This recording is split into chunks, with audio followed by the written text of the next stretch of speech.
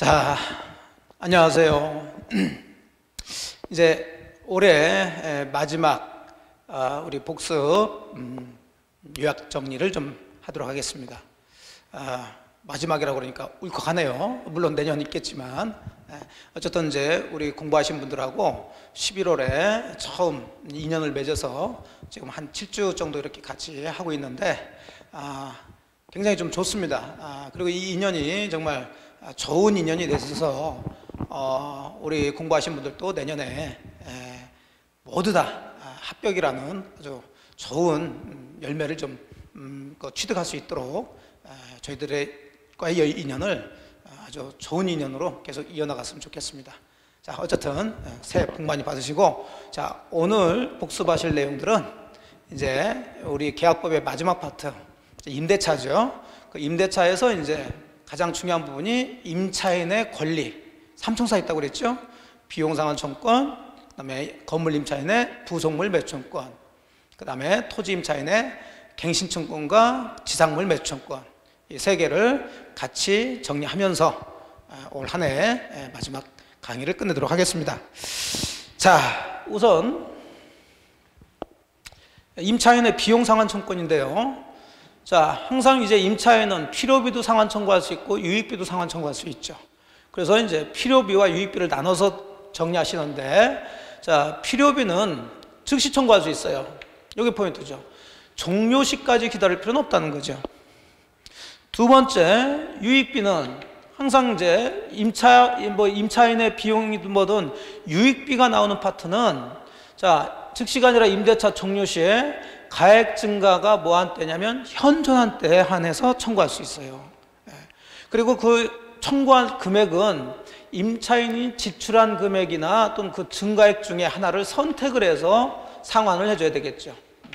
항상 유익비는 기본적으로 현존한 때 청구하고요.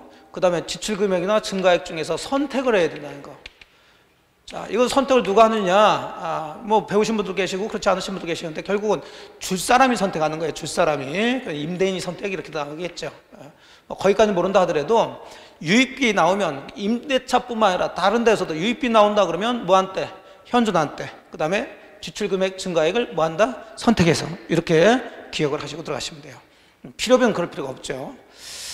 자, 그럼 행사기간이 나오는데, 자, 임대차가 끝날 때까지 필요비든 유익비를 주지 않았다. 필요비는 즉시 청구할 수 있는데 안 주면 계속 청구해서 임대차가 끝날 수 있죠. 자, 어쨌든 임대차가 끝났음에도 불구하고 필요비나 유익비를 주지 않았으면 임차인은 유치권 행사에서 역시 그 목적물을 반환하지 않아도 돼요. 자, 그런데 이 임차인이 임대인에게 목적물을 반환했어요. 그렇다면 그 비용상환청권은 평생 행사할 수 있는 건 아니고 임대인이 목적물 반환 받은 날부터 몇 개월 내에 행사해야 되냐면 6개월 내에 행사를 해줘야 됩니다. 자, 보시고. 그 다음에 이 비용상환청권은 임의 규정이죠. 일반적인. 그래서 당사자 약정으로 포기하기로 하는 거 유효가 됩니다. 그래서 비용상환청권 뭐 그 정도에서 정리를 좀 해주시면 되겠고요. 자, 그 다음에 이제 건물 임차인의 부속물 매수청권이라는 게 나오죠. 자, 일단은 뭐 올해도 여기서 한 문제가 나왔는데 모든 임차인이 아니라 이제 건물 또는 공작물의 임차인이 청구할 수 있는 거죠. 부속물 매수 사라고 청구하는 거죠. 이걸 부속물 매수청권이라고 그래요. 자, 그러면 이제 이걸 직접적으로 들어가게 되면 설명을 이제 매수 대상이 되는 부속물과 그 매수청권이라는 것을 왜 규정했는지 이렇게 둘로 딱 나눠가지고 정리 한번 해보죠. 자, 일단 매수 대상이 되는 부속물이라는 것은, 부속물은 부합물과는 다르다는 얘기예요. 부합물은, 자, 그 건물에 붙어서 건물의 구성 부분 일부가 돼버린 거고, 그건 그대로 건물 소유자가, 즉 임대인, 만약에 그게 그 임대차에서 나타났다 그러면 임대인이 이제 소유권을 취득하는 거고, 이 부속물은 건물과는 독립적인 물건이어야 돼요. 그래서 이제 임차인이 소유하고 있어야 되는 거죠. 즉, 이건 건물의 구성 부분이 아니어야 된다는 얘기죠. 그렇게 이제 구별하시고, 그 다음에 이게 부속물인데 이런 부속물들을 무조건 다 매수청권 행사할 수 있는 건 아니고 그 건물의 객관적 편익을 위해서 부속시킨 물건이에요. 객관적 편익. 그러니까 그 건물을 누가 사용하든 필요한 그런 부속물이라는 얘기죠. 그런 것들을 이제 매수 청구 대상이 되는 거지. 자, 가로수 있는 것처럼 임차인의 특수 목적에 사용하기 위해서 부속시킨 것은 매수 청구 대상이 될 수가 없다라는 거. 또 제가 지금 강의하면서 이 학원에 그 예를 많이 들었죠. 자, 학원 측에서 시스템 에어컨을 설치했다, 부속물 맞죠? 학원 거란 말이에요. 칠판을 설치했다, 부속물 맞죠? 역시 학원 겁니다. 건물주 거 아니죠. 그런데 그 에어컨이나 또는 이 칠판을 다 매수 청구할 수 있는 건 아니고 객관적 편익을 위한 거, 에어컨 같은 것들을 매수 청구 들어갈 수 있는 거지, 이 칠판 같은 것들을 끝나고 난 다음에 건물 소유자 임대인에게 매수 청구 들어가면 안 되겠죠. 이건 철거를 해줘야 되겠죠. 그 얘기입니다. 또 이런 부속물을 하더라도 자, 임대인의 동의를 얻어서 부속시킨 거나 아니면 임대인으로부터 매수를 한 물건이어야 돼요. 그래서 이 부속물 매수 청구권의 그 대상이 되는 부속물은 조금 까다롭습니다. 좀 제한이 많죠. 자, 일단 부속물의 의미 잡으시고요. 건물과는 독립적인 거여야 돼요. 건물의 구성범위 돼서는 안 되죠. 그러면서 그 건물의 객관적 편익을 위한 거야지 임차인의 특수 목적을 위해서 부속시킨 것은 또 안 됩니다. 또 그렇다 하더라도 매수 대상이 되는 것은 임대인의 동의를 얻어서 부속시키거나 임대인으로부터 매수한 물건이어야 된다. 이렇게 잡으시고, 자, 그 다음에 이제 매수 청권에 대한 얘기를 해보죠. 그러면 이 매수 청권은 왜 별도로 규정을 해줬냐? 이건 국가에서 자, 아무래도 상대적으로 약자인 임차인을 보호하기 위해서 만들었다. 즉 원래 임대차 계약이 끝나게 되면은 임차인은 그 목적물을 돌려줘야 되는데 돌려줄 때는 원상회복시켜서 돌려줘야 되겠죠. 즉 뭔가 부속물이든 뭐든 부속시켰다 그러면 그걸 다 철거하고서 그대로 원상회복해서 돌려줘야 되는데 그렇게 되면 임차인이 비용도 많이 들고 하니까 자, 임차인 보고 그 매수 청구권을 인정해 줄 테니까 그 부속물 같은 경우는 자, 임대인 보고 자, 매수 청구해서 그 사람이 뭐 사든 안 사든 상관없이 매매 계약이 성된 걸로 봐서 매매 대금 받아서 나가라 그 얘기입니다. 그래서 임차인을 보호하게 한 거다. 그럼 약자인 임차인을 보호하게 한 거니까 강행 규정이 되는 거예요. 그 강행 규정도 이제 편면적이라는 얘기가 나오는데 그 항상 편은 한쪽 편만이라는 거죠. 우리가 편무계약 뭐 그런 거 할 때도 한쪽 편만 이렇게 생각하시면 돼요. 그러니까 여기서는 한쪽 편만을 위한 강행 규정이라는 얘기니까 임차인만을 위한 강행 규정이라는 얘기예요. 그래서 일단은 뭐 그건 나중에 설명드리기로 하고, 자, 계약법은 거의 대부분 임의 규정인데 요 매수 청구권은 강행 규정이네요. 그러니까 이를 배제하는 약정이 있었다 하더라도 요건 무효가 되겠죠. 임차인에게 불리한 거니까. 그러니까 다른 계약법 나오게 되면 무슨 약정, 뭐 무슨 특약, 그러면 결론이 유효다 이렇게 나와줘야 되는데 자, 이 매수청권 파트 나오게 되면 이건 강행 규정이니까 이런 약정, 특약은 무효가 되는 거죠. 그 다음에 매수 청구권하고 있지만은 이 권리의 성질은 청권이 아니라 형성권이라는 게 형성권. 자, 형성, 다시 말씀드리지만 항상 형성이라는 의미를 가지게 되면 일방적으로 성립시키는 걸 형성이라고 그랬죠. 우리가 앞쪽에서 형성, 판결. 자, 기억하시나요? 판결로 일방적으로 법률 효과가 발생해 버리니까 등기할 필요가 없다. 자, 여기는 형성 뒤에다가 권리를 집어넣은 거죠. 형성권. 그러니까 임대인이 승낙을 했냐 안 했냐 상관없이 매수 청구권을 행사해 버리면 자동으로 매매는 성립된 것으로 간주해서 임대인에게 매매 대금 지급할 의무를 부과하는 거죠. 그래야지 임차인이 보호가 되니까. 자, 그러면 임차인 보호하기 위해서 만들어 놨으니까 임차인도 할 일을 해야 된다는 거죠. 그래서 임차인이 채무 불이행, 뭐 차임을 2기 이상 연체했다든지 해서 임대차가 종료된 경우에는 이 매수청권을 행사할 수가 없다는 거죠. 자, 그래서 이제 건물 임차인의 부속물 매수청권, 뭐 밖에서 이런 거 많이 잘 듣지 못했겠지만 요 내용들 시험 문제 자주 나오니까 정리를 해줘야 됩니다. 그럼 항상 일단 부속물 매수청권 그러면 건물 임차인이 할 수 있다는 거 잡으시고 부속물이 뭐고 그 다음 매수청권을 규정한 의미가 뭔지를 잡아서 정리하시면 돼요. 네. 자, 그 다음 이제 마지막으로 토지 임차인에게 인정되고 있는 계약 갱신청권하고 지상물 매수청권이라는 게 나오죠. 자, 여기는 조금 다른 게 행사 절차가 좀 다르죠. 자, 갑의 토지를 임대차했는데 여기에 을이 이 토지 위에다가 뭐 건물이나 아니면 수목이나 공작물 같이 이렇게 지상물을 설치했다는 지상물. 그럼 당연히 지상물은 이제 임차인 거겠죠. 근데 임대차 기간이 끝났습니다.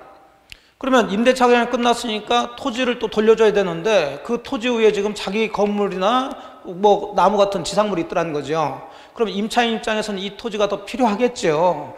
그래서 일단 무조건 이 지상물을 임대인 보고 매수 청구 들어간 게 아니라, 자, 임대차 기간 만료 시에 계약 갱신 좀 하자라고 일단 청구부터 하라는 얘기죠.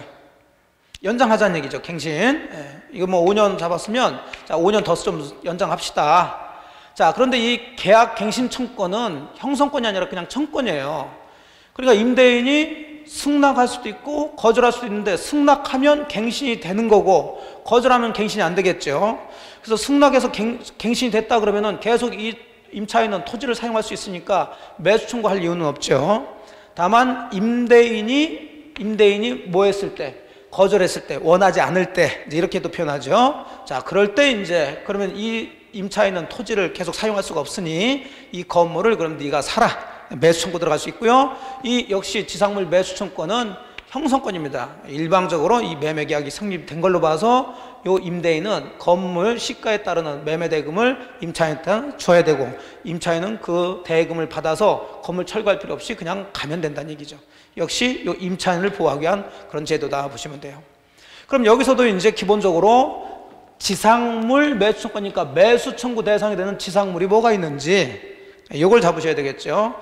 자, 매수 대상이 되는 지상물은 한마디로 일단은 이제 조금 깊이 들어가면 한두 가지 체크될 게 있는데 임차인 소유 기비만 하면은 여기는 제한이 없다라고 그랬죠. 제한이 없다.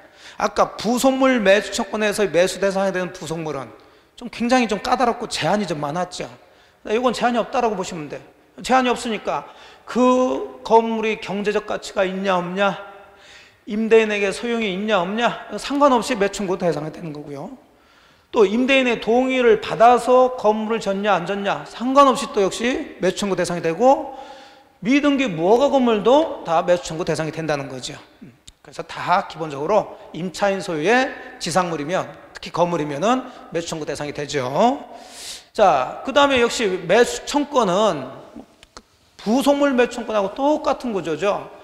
약자인 임차인 보호를 위한 거니까 강행 규정이 되겠고 따라서 그걸 배제하는 특약 무효가 되겠죠. 역시 형성권이 되고요. 또 임차인 채무 불이행으로 끝났을 때는 행사할 수 없다는 거. 하나 원리 잡으시면 똑같이 들어가게 되니까 편하게 되죠. 자, 이렇게 해서 임차인의 권리 삼총사라는 것은 시험에 아주 자주 나오는 파트를 얘기하죠. 올해 여기서 2문제가 나왔다고 그랬죠. 뭐 내년도 1문제 정도는 뭐 반드시 이쪽에서 나올 거다라고 예상을 하시고 공부를 하시면 돼요. 자, 그러면 이제 마지막으로 3가지를 다 보셨는데 특히 부속물 매수청권과 지상물 매수청권 둘 다 매수청권인데 뭔가 좀 다른 게 있겠죠. 그거 마무리 비교 정리하고 이제 마지막 정리 끝내도록 하겠습니다. 자, 그래서 4번째 부속물 매수청권과 지상물 매수청권을 비교하시는데 일단 공통점은 자, 매수청권이니까 약자인 임차인을 보호하기 위한 거다. 그래서 둘 다 강행 규정이고요. 형성권이고 임차인이 채무불이행으로 끝났을 때는 행사할 수 없다는 거. 자, 이런 게 공통점이죠. 자, 그런데 이제 뭐가 문제가 되냐면 차이점을 보니까 차이점이 좀 몇 가지가 있죠. 그 매수청권을 행사하는 주체는 임차인인데 부속물 매수청권을 행사하는 것은 건물의 임차인을 얘기해요. 건물이나 공작물의 임차인이 행사하는 거고요. 지상물 매수니까 지니까 이거는 토지 임차인이 이제 행사하는 거죠. 행사 주체가 좀 다르고요. 그 다음에 행사 절차를 보시게 되면 부속물 매수청권은 그냥 임대차 종료 시에 부속물 매수 대상이 되는 부속물이 있으면 갱신 청구할 필요 없이 그냥 매수 청구 들어가시면 돼요. 근데 지상물 매수 청구는 좀 전에 보신 것처럼 임대차 종료했다고 해서 무조건 매수 청구 들어갈 게 아니라 갱신 청구 후에 임대인이 거절을 했으면 이제 매수 청구 들어간다는 거. 절차를 하나 더 거쳐야 된다는 거 잡으셔야 되겠죠. 그 다음에 또 하나 이제 차이가 나는 게 매수 대상이 되는 부속물과 매수 대상이 되는 지상물이 좀 다르다고 그랬죠. 부속물 매수청권에서 매수 대상인 부속물은 좀 까다롭고 제한이 많다고 그랬어요. 특히 임대인의 동의를 얻어서 부속시킨 물건이나 임대인부터 매수한 부속물이 매수 대상이 되는 거지만 지상물 매수청권은 그럴 필요가 없다라고 그랬죠. 제한이 없다 이렇게 생각하시면 돼요. 자, 이렇게 해서 세 가지 중에 특히 이제 매수청권자가 들어가 있는 부속물 매수청권하고 지상물 매수청권하고 이 두 가지를 이제 비교 정리하면서 마무리하도록 하겠습니다. 어쨌든 이제 11월에 처음 입문과정 시작하면서 한 7주 정도 잘 버텨오셨고 처음 공부하신 분들 입장에서는 굉장히 좀 생소한 것도 많고 그 다음에 좀 어려운 부분들도 좀 있을 텐데 잘 견뎌오셨고요. 이제 앞으로 이제 기본서 나오고 앞으로 시험 볼 때까지 기간은 좀 꽤 남아 있으니까 너무 서두르지 마시고 천천히 다만 멈추시면 안 됩니다. 우리가 자전거를 타다가 페달을 멈추게 되면 쓰러지게 되죠. 그와 같이 조금씩이라도 계속 굴러 주셔야 됩니다. 그러시면 결국 이제 내년에 여기 계신 분, 또 들으신 분, 또 공부하신 분들이 다 이제 합격의 영광을 다 얻을 수 있을 것이라고 생각이 들고요. 저희들도 열심히 노력해서 여러분들이 합격하시는데 도움이 될 수 있도록 최선을 다하도록 하겠습니다. 자, 이제 정말 얼마 남지 않은 올해 마무리 잘 하시고 새해 1월 달에 다시 뵙도록 하겠습니다. 새해 복 많이 받으시기 바랍니다.